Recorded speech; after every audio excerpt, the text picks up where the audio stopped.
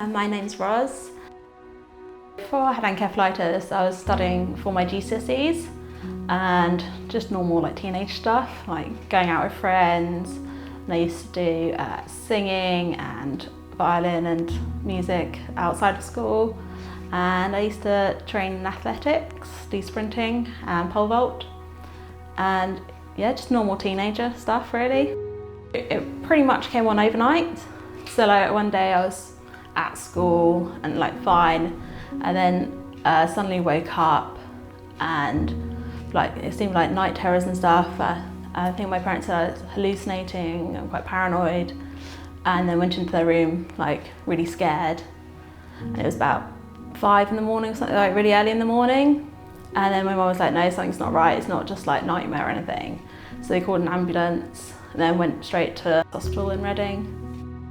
So I had anti-NMDA encephalitis, which is an autoimmune encephalitis. But at that point it didn't have a name. So they actually thought I had the herpes virus encephalitis, even though I tested negative for the herpes virus. I was in Reading first. I could walk and run when I was kind of out of it, but as soon as I gained any consciousness and was able to try and move myself, I couldn't. As I was recovering more and getting more control, I kind of lost that ability in a way. And so then when I got to Bath, I couldn't really walk, and so they put mattresses all over my bed, all over my room, up and up the walls, and then I could just roll around and not hurt myself. First thing I really remember is just kind of waking up in my bed when I was in Bath at the neuro rehab unit, and just feeling oh, I'm here, not thinking it's really strange to be in a hospital, just thinking, oh, just here, that's normal, and just getting up, getting on with the day. It was really strange because it didn't feel oh, I'm suddenly in a hospital, or where am I? It just felt quite normal to be there. Yeah, so it obviously gone in that I was in hospital. I don't think I was aware properly of why I was there.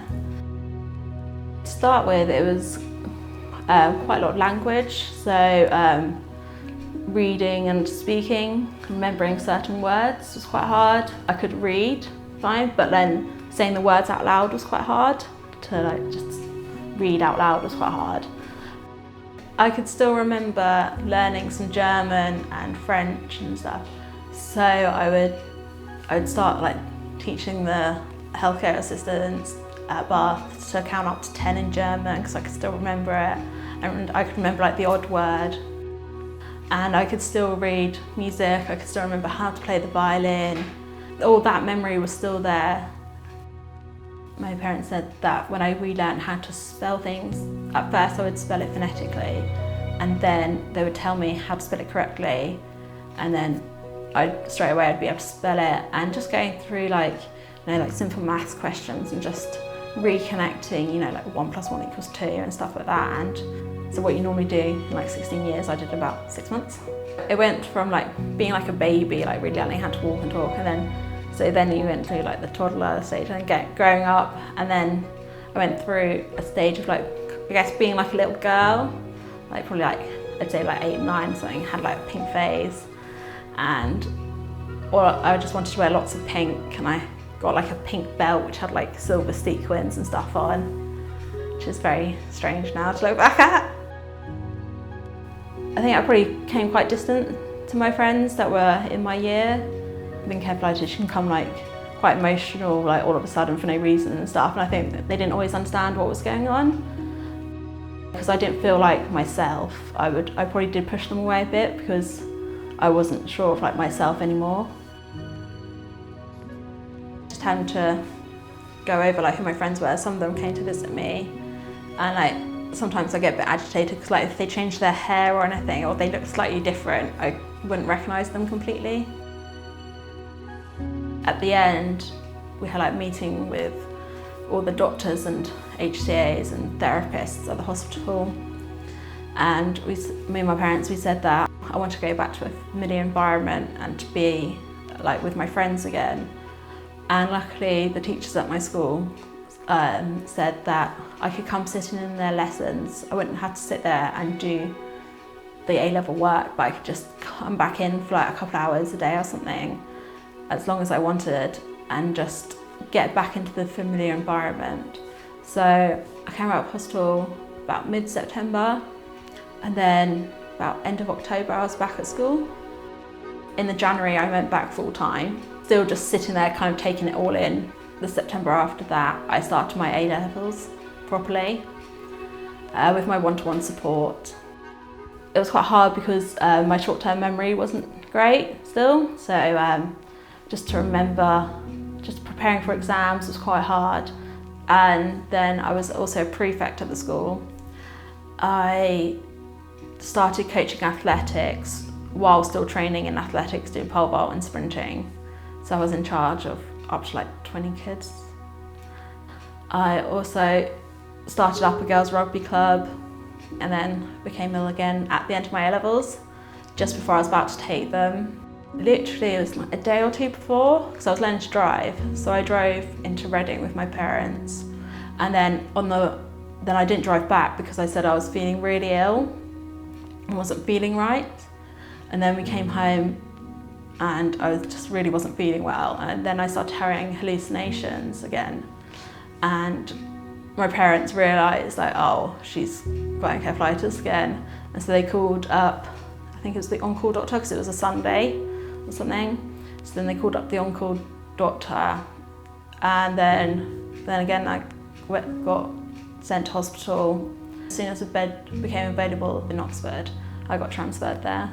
And then I was in hospital for about 2 months.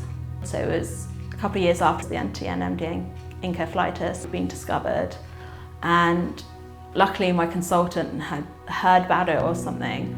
And so she quickly recognised that what I had was the NMDA encephalitis. And so they ran tests and yeah, it came back as, yeah, I did have it.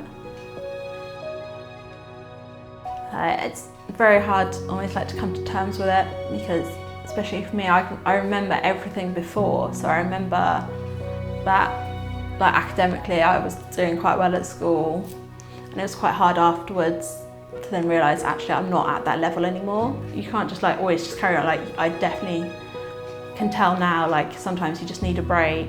If you're in a class, it's okay to say I just need 5 minutes, can I just go outside for 5 minutes or something. Yeah, just ask for support along the way as much as you can. You're not going to be able to do everything you could before straight away. It will take time, but you just have to give it time. It's all about time really with an illness like this. At the moment I'm working at a special needs school as an LSA, which I'm really enjoying. I think now I'm probably a lot more patient and probably a bit more like empathetic as well to people going through it, especially yes, people with like maybe like more like mental illnesses as well. Like if they're suffering like more like depression and stuff, you kind of understand a bit because it is hard, and some days you do feel a bit like depressed and stuff going through it. So I think you understand more like where people are coming from, and also when people who have like one-to-one support and they don't necessarily feel like they need it, you kind of understand where they're coming from, because I didn't always like having a one-to-one sitting next to me, especially when I hadn't had it before. And I think you kind of just understand sometimes where the kids are coming from a bit more. That you will recover. You may never become like who you were, but also you don't know who you would have become anyway if you hadn't become ill. So I think you've got to think more, how can I move forward? Like how can I live my life? Because you don't know what would have happened anyway.